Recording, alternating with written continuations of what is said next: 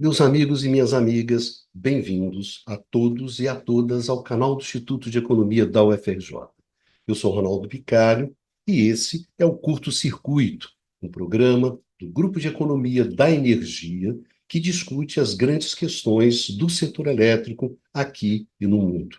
Nesse Curto Circuito 52, eu gostaria de aprofundar com vocês uma questão levantada no último curto-circuito 51 pelo mestre Altino Ventura na entrevista que nós fizemos com ele. Nesse programa, o Altino levantou uma questão muito importante e que tem grandes implicações.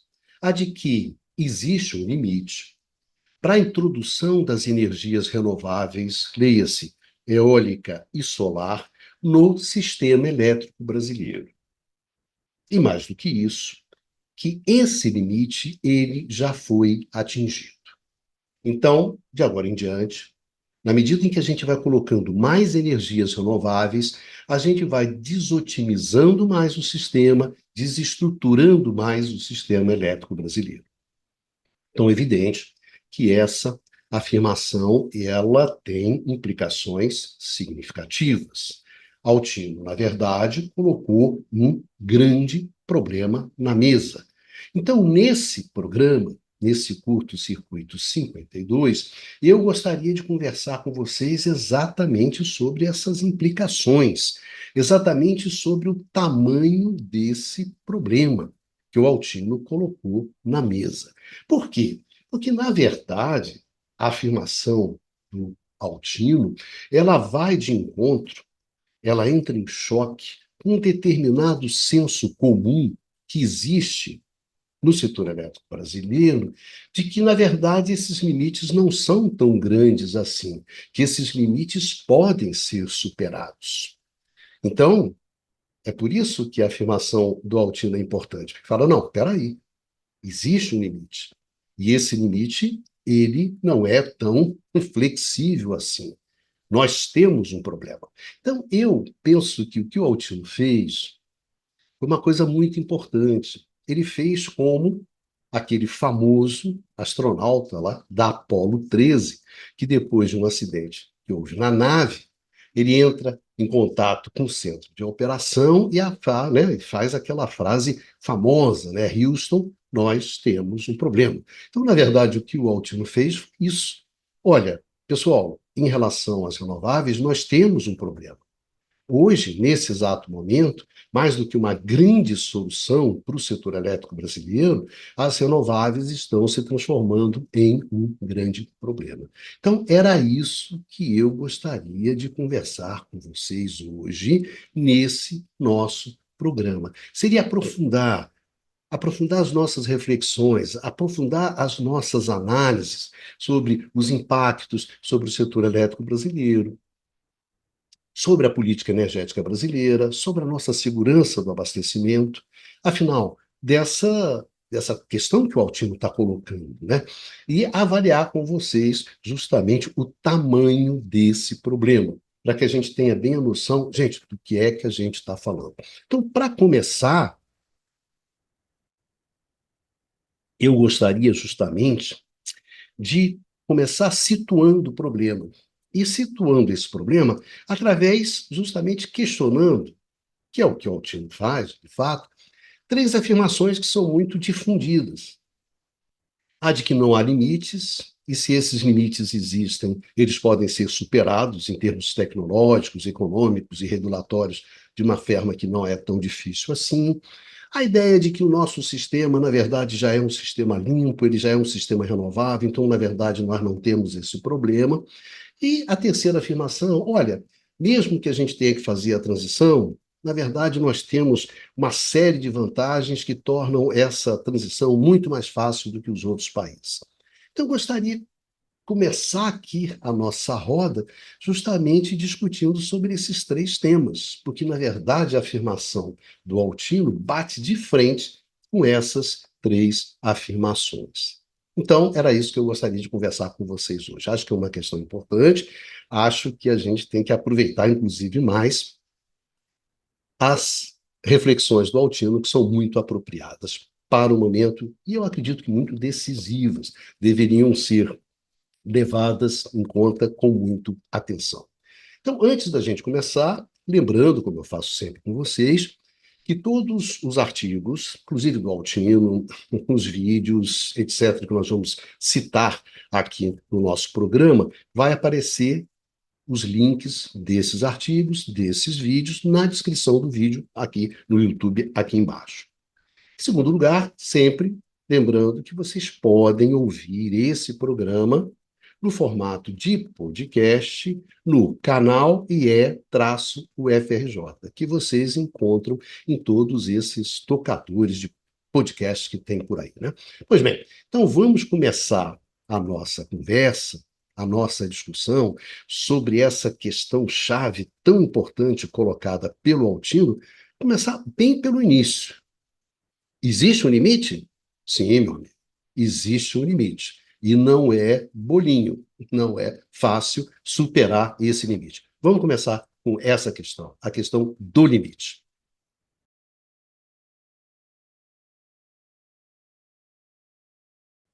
A introdução das energias renováveis, solar, eólica, nos sistemas elétricos, essa introdução ela tem limites. Por que essa introdução ela tem limites? Na verdade, inicialmente, por uma razão bastante simples.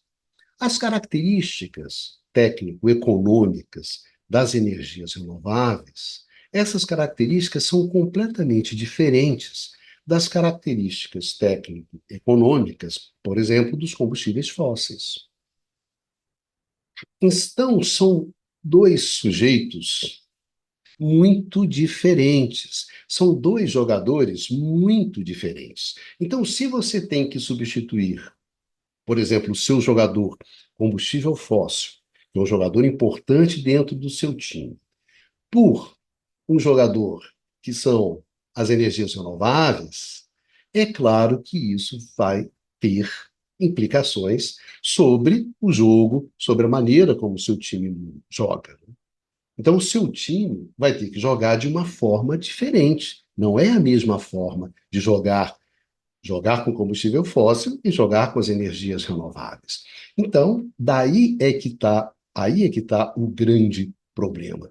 E qual é a grande diferença, né, que existe entre os combustíveis fósseis e as energias renováveis? A grande diferença é a intermitência, a descontinuidade, a variabilidade dos fluxos de energia elétrica gerados a partir das energias renováveis, que é justamente a intermitência, essa intermitência.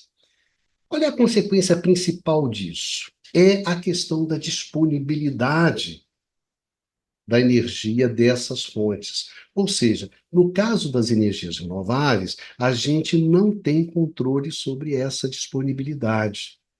A gente tem energia quando está ventando. A gente tem energia quando está fazendo sol. Quando para de fazer sol, quando para de ventar, a gente para de ter essa energia. Então a gente não controla essa disponibilidade. E esse controle é muito importante para a gente desde a Revolução Industrial. Desde a Revolução Industrial, que a nossa relação com a energia, ela é marcada por esse controle, ou seja, a gente tem a energia na quantidade que a gente quer, no momento que a gente quer e aonde a gente quer. Quando você vai para as renováveis, isso se torna muito mais difícil. Então, a grande questão da introdução das energias renováveis nos sistemas elétricos, no setor elétrico, é justamente superar essa falta de controle, ou seja, é criar uma série de mecanismos, usar uma série de recursos, através dos quais a gente retome o controle desses fluxos, o controle dessa disponibilidade. Ou seja, que mesmo com as energias renováveis, a gente continue tendo energia na quantidade que a gente quer, aonde a gente quer e no momento que a gente quer. Esse é o grande desafio. E para fazer isso, tem três recursos que são fundamentais. O primeiro deles é a capacidade de estocagem. a gente tem que ter uma capacidade de estocar energia elétrica muito maior do que a gente tem hoje. Por quê? Para a seguinte questão: está ventando? Está ventando.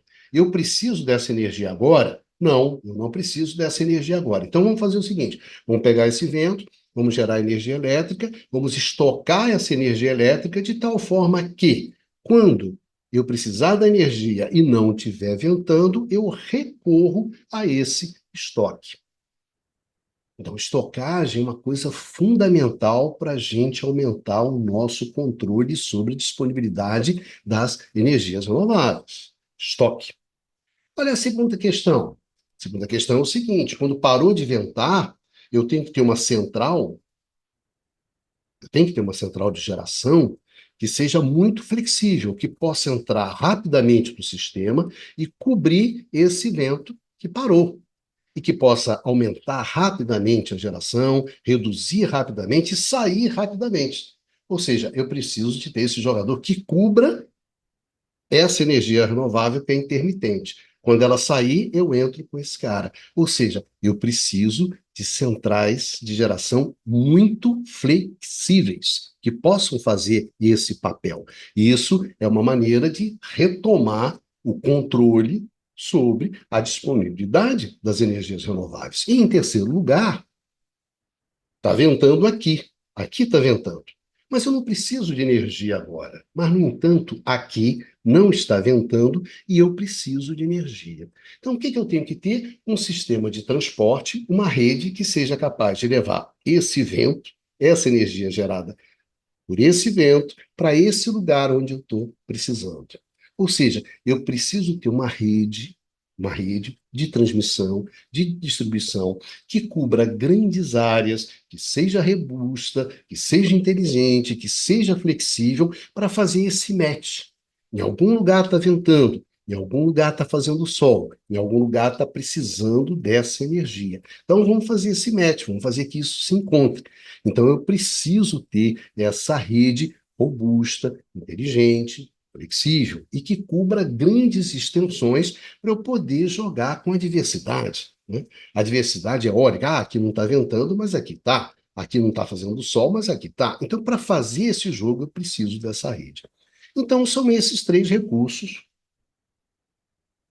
estocagem, centrais flexíveis e redes flexíveis, que são os recursos necessários para quê? Para que eu possa retomar o controle sobre a disponibilidade dos fluxos usando as energias renováveis. Ou seja, que eu possa também, com as energias renováveis, ter aquela liquidez energética, ou seja, que eu possa ter a energia na quantidade que eu quero, quando eu quero, onde eu quero. Agora, questão: a tecnologia que a gente tem de estocagem, de flexibilidade de centrais e de transmissão e distribuição, nesse exato momento, essas tecnologias que nós temos, elas não dão conta da intermitência das energias renováveis. Ou elas não são viáveis tecnicamente, ou elas não são viáveis economicamente, ou quando elas existem, a introdução das energias renováveis acaba gerando custos mais elevados. Então, ou seja, eu preciso de um conjunto de inovações tecnológicas na estocagem, na flexibilidade das centrais, nos sistemas de transmissão e distribuição, para que eu possa fazer o quê? Para que eu possa ampliar a participação das energias renováveis. Então, existe um limite? Existe um limite. Na medida em que o avanço na inovação tecnológica, na medida que eu avanço na inovação tecnológica, eu vou ampliando esses limites. Ou seja, quanto mais eu avanço na inovação tecnológica, mais energias renováveis eu posso colocar no meu sistema, sem colocar em risco a estabilidade, a confiabilidade do meu sistema. Ou seja, então o limite hoje é dado por essa nossa capacidade de inovar. Então há um limite. E esse limite é dado por isso. E aqui tem uma questão que eu acho importante, que muitas vezes eu vejo as pessoas escreverem, inclusive às vezes nos comentários lá no canal, no curto-circuito, que é sobre essa capacidade de inovar. Eu acho que há uma concepção que é uma concepção equivocada, principalmente de quem não conhece muito sobre economia da inovação, que é essa ideia de que, na verdade, a inovação era uma varinha mágica, que se você precisa de uma inovação, então essa inovação aparece. De que se você faz um grande esforço ali, né, em cima daquela inovação, aquela inovação vai aparecer. Não é bem assim. Inclusive, eu falo isso assim com uma certa tranquilidade, porque a minha tese de doutorado ela foi justamente nessa área de economia da inovação, no caso do setor elétrico. Inovação, gente, de uma forma bem simplificada, depende de você ter oportunidade para inovar, ou seja, há uma demanda por aquela inovação, e depende também da sua capacidade de inovar. Às vezes você tem uma grande demanda, tem uma grande oportunidade de introduzir aquela inovação, mas você não tem capacidade para inovar. Ou seja, você tem uma doença muito grave, por exemplo, o câncer, né, que é um exemplo clássico. Então, há uma grande oportunidade para você introduzir a inovação, mas você ainda não domina o conhecimento, não tem a capacidade de inovação suficiente para introduzir aquela inovação.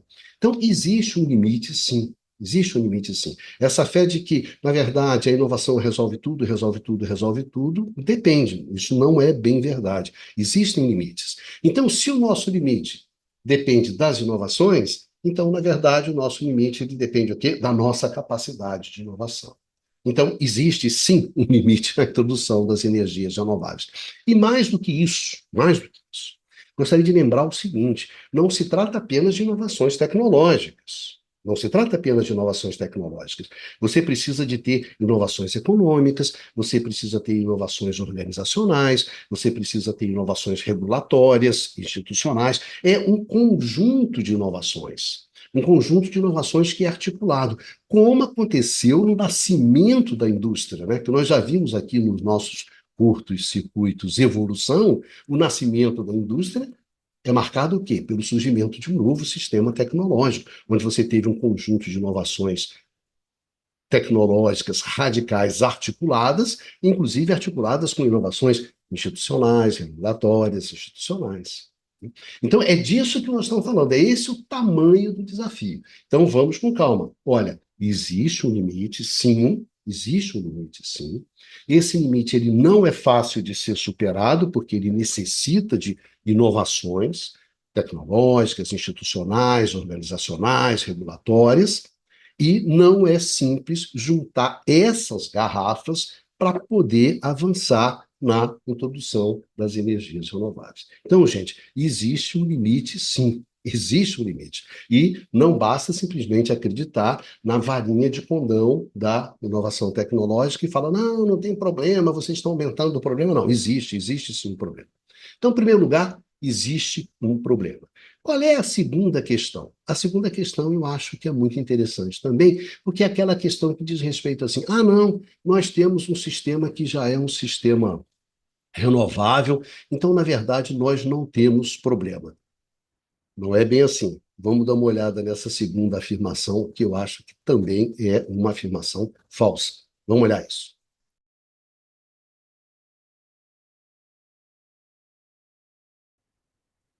Sem dúvida, nós nós temos hoje uma matriz elétrica, matriz de geração de energia elétrica, que ela tem uma elevada participação das energias renováveis.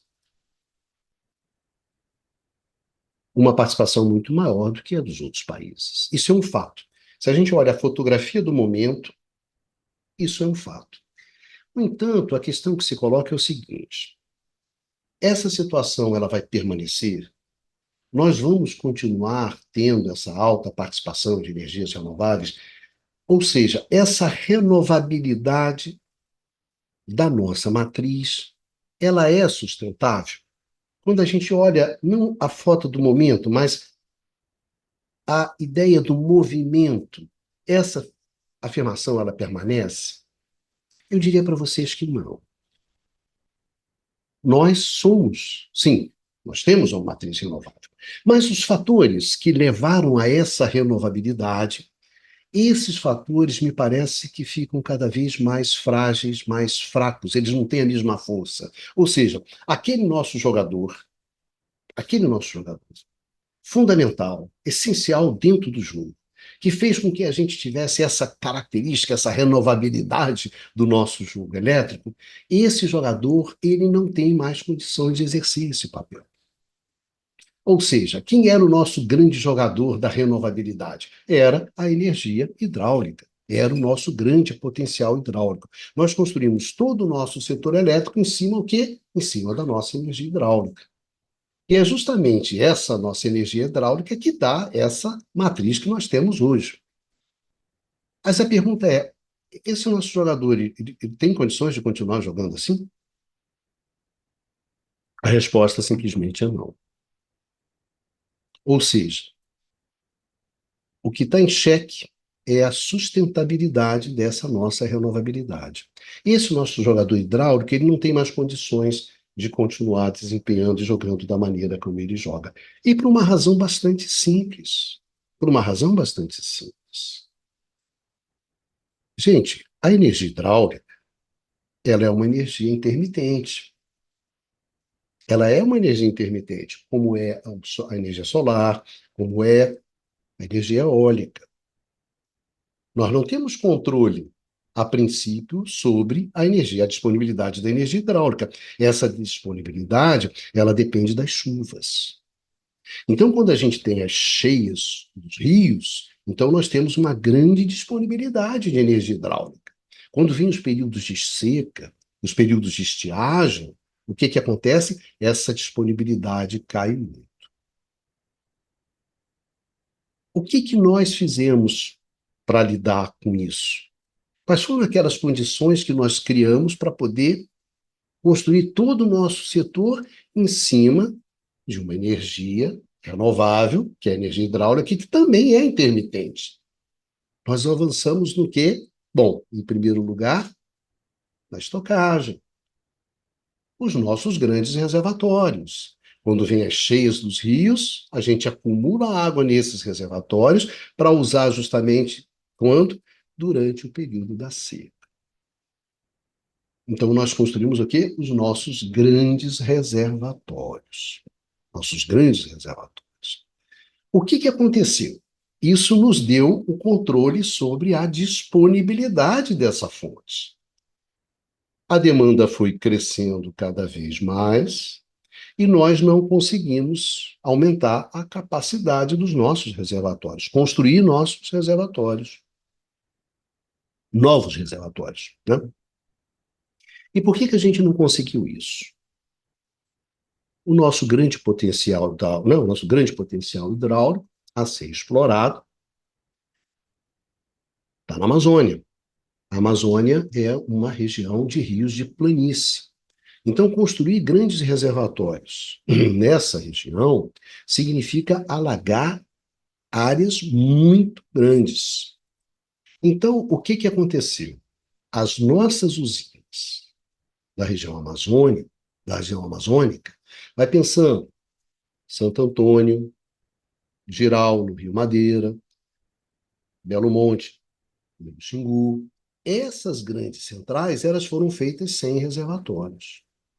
Assim como mesmo as centrais do sul, elas não têm uma grande capacidade de estocagem. Onde é que está a nossa grande capacidade de estocagem? No Rio São Francisco, no Nordeste, e no Rio Paraná, no Sudeste.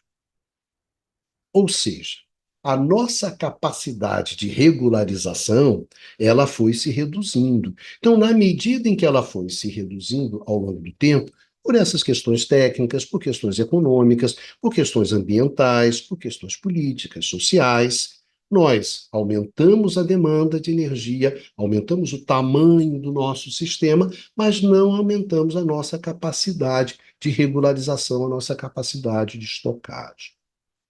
Então, em função disso, esse grande jogador, que era a energia hidráulica, foi perdendo a capacidade de armar o jogo, de estruturar o jogo, de todo o jogo ser feito em cima dele. Esse é o ponto. Então, essa renovabilidade que a gente tinha, a gente foi perdendo. A geração térmica, o que que aconteceu? Ela foi aumentando. Aumentando naturalmente. Aumentando naturalmente. A princípio, quando você vai esgotando o papel da energia hidráulica, você colocava as térmicas. Essa era uma solução tradicional. Qual é o problema? O problema é que nós estamos vivendo um momento no setor elétrico todo no mundo de descarbonização, no qual justamente essas centrais térmicas elas estão perdendo o protagonismo. Então, o que que resta a gente? Resta a gente seguir no mesmo caminho, que é colocar as energias renováveis. Então, você nota, nós estamos na mesma agenda que a agenda do mundo inteiro, que é como é que a gente introduz energias renováveis variáveis, eólica, solar, no sistema elétrico nosso, no nosso sistema elétrico. Então, não é verdade. Ah, nós temos energia sobrando, nós temos energias, nosso sistema é verde, a nossa hidraulicidade. Gente, não é verdade. Isso aí foi uma coisa que nós fomos. Se a gente vai continuar sendo, isso aí está colocado na mesa. Vai depender exatamente da capacidade que a gente tiver de quê? De introduzir as energias renováveis. Se a gente conseguir introduzir as energias renováveis de uma forma sustentável, se a gente conseguir fazer isso, nós vamos seguir com uma matriz renovável, limpa, que não emite. Agora, se a gente não conseguir, a gente vai perder essa renovabilidade, essa limpeza da nossa matriz. Ou seja, trocando em miúdos, curto e grosso, essa nossa renovabilidade, essa nossa limpeza, essa nossa modernidade em termos de transição energética, ela não está dada. Ela não está dada. É um jogo que está sendo jogado. Pode ser que você mantenha, pode ser que você não mantenha. Então, esse é um ponto que eu acho importante a gente chamar a atenção. Olha só, gente, não tem nada dado aí. Esse jogo não está ganho. Esse jogo não é fácil, muito pelo contrário, ele é muito difícil. E aí, derivado disso, não, tudo bem, então tá certo. Então vou admitir que eu tenho problema. É, cara, você tem um problema. Bom, então eu tenho que colocar energia renovável, tem que colocar eólica e solar. É, tem que colocar energia, né, solar e eólica. Mas, cara, vamos olhar para cá. Eu tenho uma série de vantagens que eu tenho quando for para colocar as energias renováveis. Eu tenho estocagem, que são os meus grandes reservatórios, eu tenho linhas de transmissão, então sou, né, aquela questão de ter né, uma rede robusta, grande. Cara, o Brasil todo está interligado, à exceção de Roraima. À exceção de Roraima, todo mundo está interligado. Ah, eu tenho as centrais. Ah, você precisa de centrais de geração flexíveis. Cara, central hidrelétrica é a central mais flexível que você tem. Então, eu tenho todos aqueles elementos para fazer uma transição tranquila. Eu posso fazer esse movimento. Então, na verdade, posso, sim, me manter renovável. Não é bem assim. E aqui que eu acho que entra a questão do Altino. A gente tem um problema, a gente tem um problema. Essa nossa renovabilidade ela não é sustentável ao longo do tempo, porque nós perdemos a nossa capacidade de regularização, né? Nossos reservatórios não são capazes de continuar jogando o mesmo jogo que eles jogavam antes. Então a gente perdeu isso, então não dá para a energia hidráulica ser o cara que vai segurar. Então a gente tem que botar outra coisa. Não dá para ser térmica, não dá para avançar nas térmicas, porque aí a gente ia avançar nas emissões de CO2, né, no uso do combustível fóssil, na carbonização da nossa matriz. Bom, isso não dá para fazer agora. Então a gente tem que colocar renovável. Ah, tem que colocar renovável. Tá bom, mas renovável não é problema. Renovável não é problema porque a gente tem essas vantagens todas. É aí que está o bicho. É aí que está o buzilis, como dizia o pessoal antigamente. Né? É aqui que a porca torce o rabo. Até onde vai essa nossa vantagem? E aí, tem muita gente que acreditava que isso nos dava uma grande vantagem. Inclusive eu. Eu não estou me incluindo fora dessa questão. Aqui é que a questão se torna realmente importante. Qual é o tamanho dessa nossa vantagem? Em que medida essas vantagens todas que a gente tem, elas podem servir que a gente amplie os nossos limites de introdução das energias renováveis? Até onde vai isso? Até onde vai isso? E isso é assim? Então, esse que é o ponto que eu gostaria de começar a discutir com vocês agora, né? Já que tem um limite, tem um limite. A gente tem que a gente tem um problema, a gente tem que colocar energias renováveis, sim, para manter a renovabilidade do nosso sistema. Sim, temos. Nós temos renovável hoje, mas não sei se vai ser renovável amanhã. Pois bem, vamos lá. Quais são as dificuldades? Por que que essas nossas vantagens talvez não sejam tantas vantagens assim, né? Vamos lá, vamos ver agora em seguida o real tamanho do nosso desafio, o real tamanho do nosso problema. E aí as questões do autismo, né, tornam-se chaves para a gente poder entender essa questão.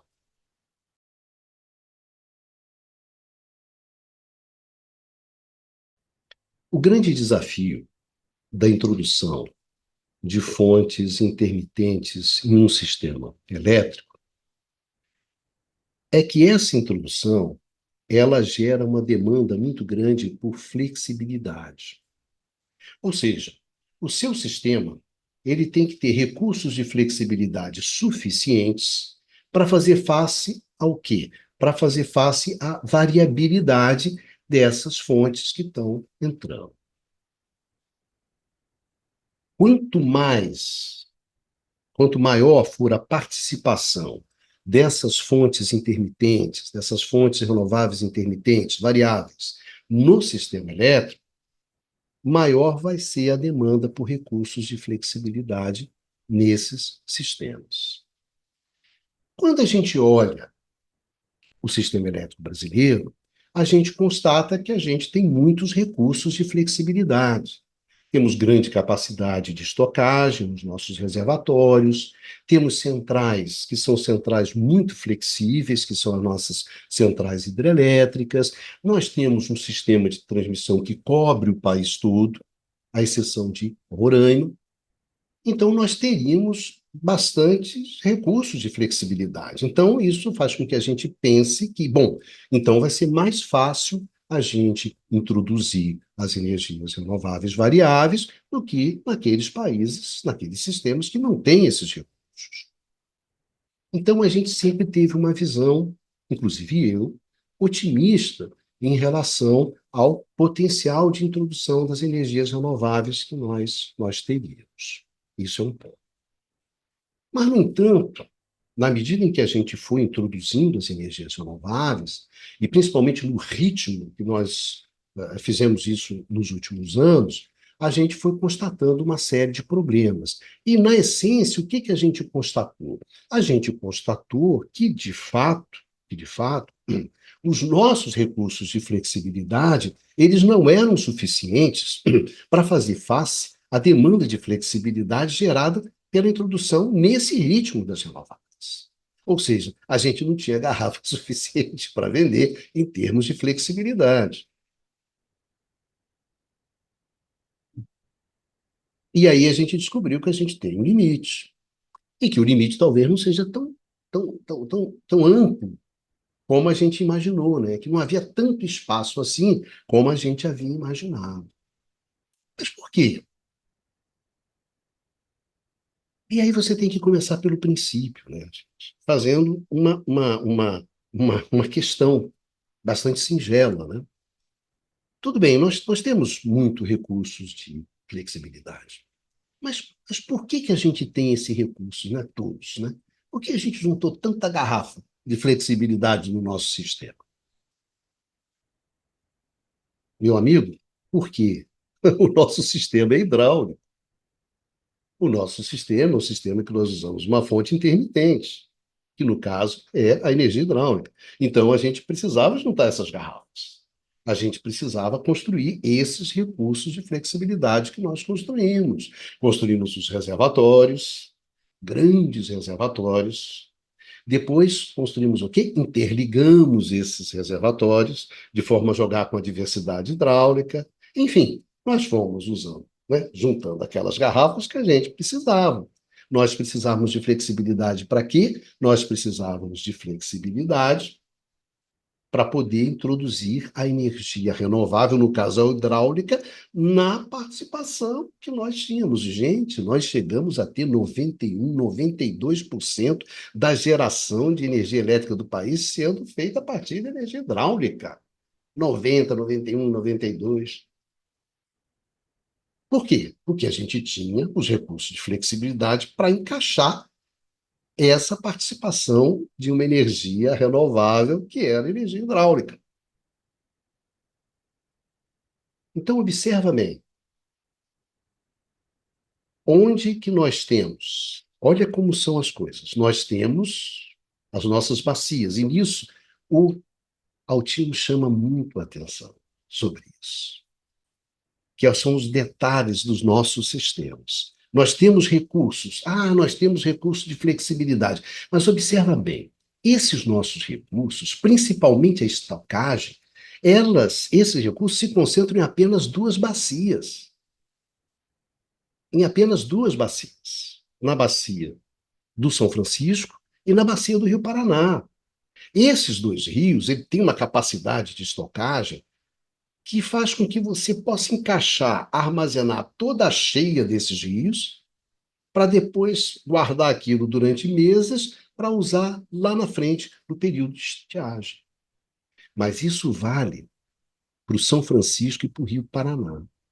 É aqui que está, digamos assim, os nossos grandes recursos de flexibilidade. Quando a gente vai para o sul, para o Rio Uruguai, para o Rio Iguaçu, a capacidade já não é a mesma. Aí, quando vem a cheia, eu não tenho reservatórios do sul que encaixem toda essa cheia. Então, o que que eu faço? Eu gero energia elétrica a partir dessa água que está sobrando, mando essa energia elétrica para o Sudeste. Aí, quando chega no Sudeste, as usinas hidrelétricas do Sudeste vão parar de gerar, porque você chegou com essa energia do Sul, e enquanto isso, elas vão guardando água nos seus reservatórios. Aí você acumula água no reservatório, depois, quando passar a cheia, vem, né, o período de estiagem no sul, o Sudeste devolve essa energia, devolve essa água para o sul. É um sistema complexo, é um sistema sofisticado e muito bacana, por sinal, muito criativo. Então, essa ideia de que, na verdade, uma parte dos reservatórios da região sul está, na verdade, do Sudeste, foi uma ideia que a gente levou ao limite quando a gente foi explorar os rios, as bacias no norte do país, onde não tem condições de você construir reservatório. Então, quando vem a cheia dos rios do norte do país, vem a cheia pesada, você gera muita energia e manda para o Sudeste. Quando essa energia bate no Sudeste, bate ali no Sudeste, no Nordeste, mas principalmente no Sudeste, o que que acontece? As centrais do Sudeste param de gerar. E você fica acumulando água no Sudeste, acumulando água no Sudeste, acumulando água no Sudeste. Aí, quando passar essa cheia, aí você pode fazer o inverso. Mas o importante aqui é que onde é que estão os reservatórios dos rios, das centrais hidrelétricas do norte do país? No Sudeste. Na verdade, no Sudeste. Essa é a nossa grande jogada. Então, olha só. Você tem um rio que é todo regularizado. Você tem um rio que é todo regularizado. São Francisco, Paraná, tá certo? Aqui você tem os recursos de flexibilidade que dão conta desses rios.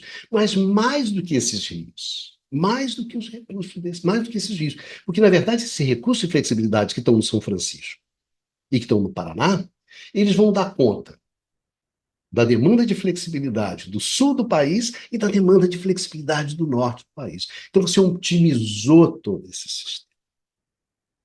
Você otimizou todo esse sistema. Então, esses recursos de flexibilidade que nós temos é para dar conta do quê? É para dar conta daquela demanda de flexibilidade da sua energia hidráulica. É para otimizar o seu sistema hidráulico. É por isso que a gente tem muito recurso de flexibilidade. Por quê? Para dar conta da intermitência da nossa grande fonte, que é a fonte hidráulica. E aí que está a grande questão. São recursos para atender a demanda da intermitência hidráulica. Aí a gente começa a colocar as fontes eólica e solar.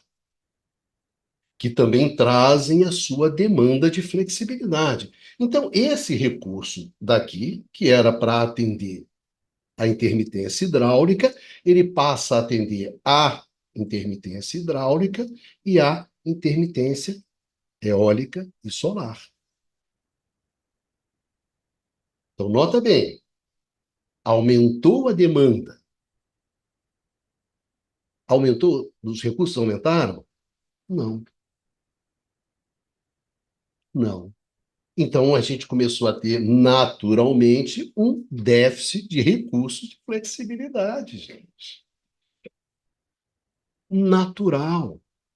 Eu tinha um cara aqui, digamos, um zagueiro, e esse zagueiro daqui, ele cobria esse lateral daqui, né? Então, quando esse lateral falhava, esse cara ia aqui e cobria. Aí, de repente, você falou assim: vai ter esse lateral e mais esse volante. Então, esse cara vai ter que cobrir um cara daqui e um cara daqui. Vai ser diferente. Eu acho que essa é a questão principal que o Altino coloca. Gente, temos vantagens? Temos. Temos recursos de flexibilidade? Temos. Mas esses recursos de flexibilidade não são capazes de sustentar toda a demanda hidráulica, que já tinha problemas antes, como nós vimos lá atrás, já havia problemas. Esses recursos de flexibilidade não eram suficientes para sustentar a energia hidráulica como grande pilar do setor elétrico. Ainda mais agora tendo que atender também a demanda de flexibilidade das energias eólica e solar. É simples no limite essa questão. É o famoso cobertor curto. Então, o que que acontece? Imagina assim, vem, como o Altino fala na entrevista dele, né? Vem a água pesada, né? A cheia dos rios do norte. Aí você pede e gera aquela quantidade enorme de energia. Quando essa energia chega no sudeste, ela não tem espaço. Por que que ela não tem espaço? Porque nesse momento,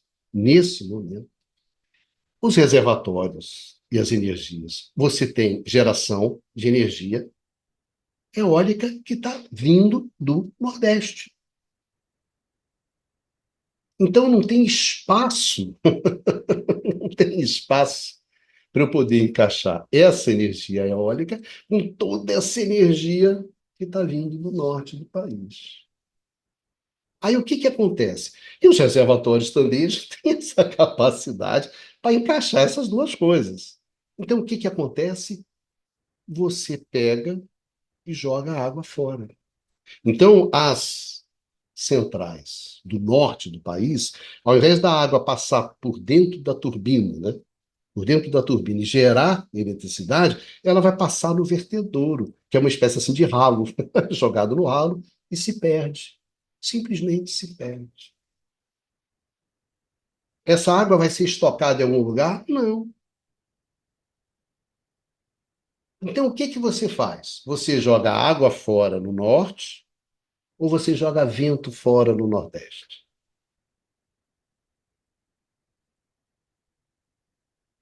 Entendeu? A gente está desotimizando. Agora, imagina uma central de Belo Monte, que você teve uma série de problemas na construção. Então, você teve custos. Custos econômicos, custos financeiros, custos sociais, custos ambientais. Custos enormes para no final você fazer o quê? Jogar essa água fora? Não gerar? Rapaz, que coisa, hein? Mas é isso que você está acontecendo. Você está desotimizando. Ou eu boto, invisto em eólica no Nordeste, e aí depois o que que acontece? Não uso. Não, para aí. É claro que isso gera um problema gigantesco de otimização de recursos. De otimização de recursos. Mas também vão ser criados problemas econômicos. E não se esquenta, essa rapaziada tem contratos, né? Então imagine eu, estou numa central lá no norte. Ah, você não gerou por quê? Porque não tinha água? Não, porque não tinha espaço na curva de carga. Ué, Eu vou ficar com esse prejuízo? Não. Aí você começa a ter uma série de problemas, né? A mesma coisa acontece no cara do eólica. Bom, mas eu queria gerar. Ué, mas você não vai gerar por quê? Porque agora está descendo essa energia toda do norte do país. Não, não, você não gera. Ué, mas se eu não vou gerar, vou ter um prejuízo. Você está me entendendo os problemas que vão surgindo a partir daí? São esses problemas. Ou seja, os recursos de flexibilidade que nós temos não dão conta para a gente simplesmente expandir as energias renováveis, eólica e solar, no ritmo que a gente está expandindo. É isso que o nosso valoroso Altino chama atenção. Cara, olha só, a gente tem um problema aqui. Está desutilizando tudo, está desestruturando tudo. A gente está jogando, na verdade, água fora, vento fora, ou seja, a gente está jogando dinheiro fora. Então, qual é a questão que se coloca aqui? A questão que se coloca aqui é o seguinte: a gente tem que construir recursos de flexibilidade para fazer face à intermitência da eólica e da solar. Porque esses recursos que a gente tem aqui, esses recursos eles estão comprometidos com a intermitência da energia hidráulica, que é a nossa intermitência histórica. Essa que é a questão fundamental que o Altino coloca. E claro que isso tem consequências, cara. Tem bastante consequências. Tem bastante consequências. E tem um outro ponto que também é muito interessante e que a gente só começa a observar, né, quando as coisas vão acontecendo, né? Lembre-se, né? Bom, o sistema elétrico é um sistema complexo, cara. O que caracteriza a complexidade? É a imprevisibilidade. Nem sempre a gente sabe quais são as consequências do que acontece dentro do setor. Então, é um setor no qual você vai aprendendo, por mais modelagem, o diabo que você faz. Mas você vai aprendendo conforme que você vai fazendo as coisas e vai avaliando as consequências daquilo que você faz. Tem uma questão que é interessantíssima no nosso sistema elétrico. O nosso sistema elétrico, dada essa forte interdependência existente entre as diversas regiões, e principalmente entre os diversos reservatórios, a gente opera isso como se fosse uma máquina só, então isso é uma interdependência muito forte, a nossa complexidade é maior. A nossa interligação, a nossa interdependência, a nossa conectividade é maior. Ronaldo, o que que isso significa? Significa o seguinte, que quando você gera um problema, esse problema ele se propaga dentro do sistema, como esse sistema é todo ele interligadaço, interdependente, tanto os efeitos técnicos, os efeitos econômicos, muitas vezes os efeitos políticos, eles se propagam dentro do sistema de uma forma muito mais ampla e muito mais rápida. O que que isso quer dizer, Ronaldo? Que desestabilidade aqui, no nosso caso do sistema, tem impactos muito maiores do que tem em outros sistemas. Ou seja, o que eu estou falando é o seguinte: quando a maionese desanda aqui, ela desanda muito mais do que nos outros sistemas e desanda de uma forma muito mais rápida. Essa é uma questão que a gente está começando a constatar. Nossos sistemas é mais complexo. Então, chega um determinado momento onde a introdução da energia renovável pode se tornar mais difícil e não mais fácil, como a gente achava antes.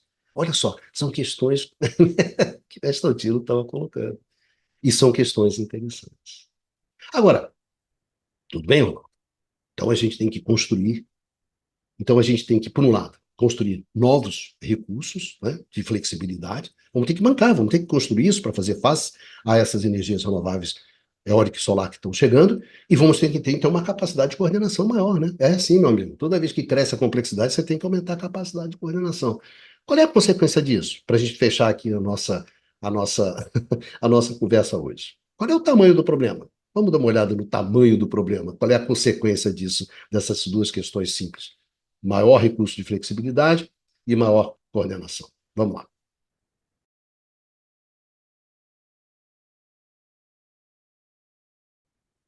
Bom, para fechar, quais são as implicações? Quais são as consequências do fato de que, em primeiro lugar, os nossos recursos de flexibilidade não dão conta para a introdução massiva de renováveis que nós estamos fazendo? Então, a gente vai ter que construir novos recursos de flexibilidade. E, em segundo lugar, a complexidade do sistema vai ficando cada vez maior e a gente tem uma demanda maior de coordenação. Qual é a consequência desses dois fatos? Bom, a contratação, a construção de novos recursos de flexibilidade significa o quê? Significa custo.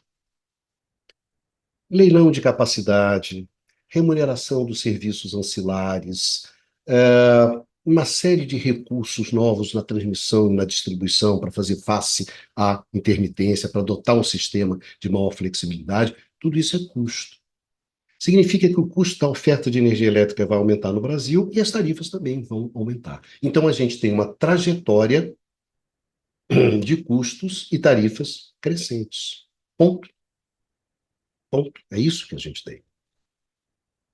Justamente face a essa transformação, a sair da energia hidráulica, porque essa é a nossa questão brasileira, é sair da energia hidráulica e ir para as energias eólicas e solar.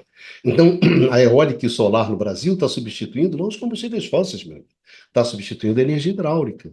E isso acaba se traduzindo o quê? Em custos. Por quê? Porque a demanda de flexibilidade que você vai passar a ter para atender essa demanda, eu vou ter que gastar mais. Então, a tarifa vai ser mais cara.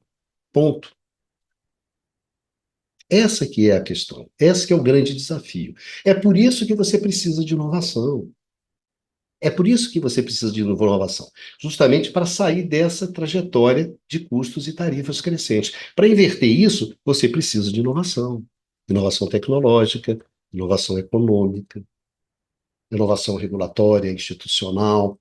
A maneira como você financia, a maneira como você precifica, a maneira como você organiza a cadeia, a maneira como você organiza as empresas, né? Inovação nas políticas públicas. Aí você consegue inverter. Caso contrário, segue nessa trajetória. E claro que isso tem impacto sobre a economia, sobre a competitividade, e tem impacto também sobre o quê? Sobre a conforto, o bem-estar da sociedade. Cada vez fica mais caro, fica mais difícil ter acesso a esse conforto, a esse bem-estar. Então, esse é o quadro. Ah, não faço nada.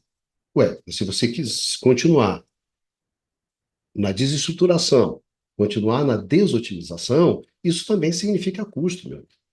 São custos crescentes, porque você está gerando, você está ofertando energia elétrica de uma forma desotimizada. Então, isso também significa mais custos. Então, esse é o nosso quadro. E é claro que isso, juntos com os desequilíbrios que são gerados dentro do sistema, a partir da forte introdução das renováveis, vai gerando conflitos. Conflitos econômicos, conflitos políticos. Quem é que gera?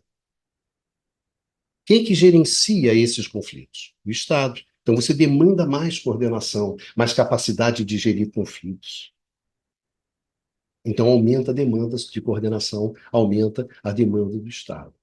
Pra vocês terem uma ideia de como é que essa questão ela se coloca, você, por exemplo, na medida em que eu vou introduzindo num ritmo muito forte, né, as energias renováveis e a eólica e solar, eu vou desestruturando o sistema. Então, eu tenho que parar essa expansão forte, acentuada. Aí o cara fala assim: ah, não, então vamos tirar o subsídio. Tá bom, vamos tirar os subsídios que a gente tem hoje. São subsídios, são incentivos justamente para você ampliar a participação das energias renováveis no nosso sistema. A gente quer que isso não aconteça, então vamos retirar o subsídio. Pode ser que a questão vá mais além do que o subsídio. Imagina no caso da solar. Posso imaginar que, olha, isso não vai tirar o subsídio, não vai reduzir a expansão do solar. Por quê? Porque eu acho o seguinte, na verdade, os custos e as tarifas vão continuar crescendo num ritmo que, mesmo sem subsídio, pode ser interessante você colocar um painel solar no seu telhado. Então, você vai continuar o processo de expansão e continuar o processo de desestruturação. Então, não basta tirar o subsídio da solar. É preciso você colocar uma taxação, é preciso você penalizar a energia solar para que ela não expanda nos ritmos que ela está expandindo e não afete a estabilidade do setor como ela está afetando. Olha só como o problema se colocou de uma forma, mas, cara, você vai. Eu pensava que a gente tinha que penalizar combustível fóssil, você quer penalizar solar? Gente, isso aqui é apenas um exercício de como as coisas elas podem desenvolver. Então você vê como é necessária uma política energética robusta para poder bancar uma coisa dessa. Então, só para ter uma ideia dos problemas que a gente pode se defrontar pela frente, né? Que a gente pode se defrontar a partir da introdução das renováveis. Então, a gente precisa de mais coordenação, precisa, na verdade, quando a gente fala coordenação do setor elétrico, não tem muito como fugir, a gente precisa de mais Estado. Então, você vê mais ou menos o tamanho das coisas que a gente tem. Então, essa que era a questão que eu queria conversar com vocês. Aproveitar um pouco a reflexão do mestre Altino, né? Pegar uma carona nas reflexões do mestre Altino e colocar mais algumas coisas. Então, a questão que, na verdade, o Altino coloca no seu artigo, que é a questão simplesmente que nós temos condições de manter o ritmo de expansão das renováveis no sistema elétrico brasileiro sem desotimizar esse sistema e sem desestruturar esse sistema? A resposta do Altino é não, não temos. Dá para a gente imaginar a expansão hoje do sistema elétrico brasileiro simplesmente em cima de eólica e solar? O Altino fala também que não. Então, essas são questões importantes, têm implicações que são bastante importantes, e justamente sobre isso que eu queria discutir hoje com vocês, porque são questões bastante relevantes, colocam grandes desafios para a gente. Então, nós temos um grande problema nas mãos hoje. As renováveis, elas estão deixando de ser uma solução para, no nosso caso, se transformar num grande problema. Então, parafraseando, parafraseando lá o astronauta lá da Apollo 13, quando a gente pensa em termos de renováveis, né? Olha, Houston, nós temos um problema com as renováveis. E não é um problema pequeno, é um problema bastante significativo. Provavelmente voltaremos várias vezes a esse tema, várias vezes a essa discussão. Então, eu gostaria de agradecer muito a vocês por terem acompanhado a gente nesse debate, nessa conversa, e a gente se encontra num próximo curto-circuito aqui no canal do Instituto de Economia da UFRJ. Então, vida que segue e se cuidem, meus amigos e minhas amigas.